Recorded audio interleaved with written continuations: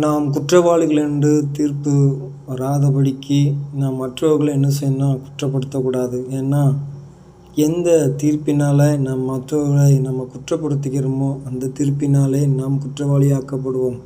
அருமையான சகோதர சகோதரர்களை, ஒருவர் அமேன். இன்றைக்கு குறைகள் மேலே குறைகளை சொல்லி கொண்டிருக்கிறதுனால ஒரு லாபம் இல்லை. ஆனால் நாம் எந்த மனுஷனையாவது எந்த மனுஷியாவது நாம் குறை சொல்லும்போது அமேன் குற்றவாளிகளாக தீர்க்கும்போது நாம் முதலாவதாக குற்றவாளியாக தீர்க்கப்படுகிறோம் என்பதை நாம் சிந்தித்து பார்க்க அழைக்கப்பட்டிருக்கிறோம். ஆண்டவராய் இயேசு கிறிஸ்துவை குறித்து அநேக பேர் குற்றவாளியாக தீர்த்தார்கள். ஆனால் அவர்கள் குற்றவாளிகளாக அவர்கள் எண்ணவில்லை. ஆனால் நாம் இந்த நாளிலே நாம் கிறிஸ்து இயேசுக்குள்ளாக அழைக்கப்பட்டிருக்கிறோம்.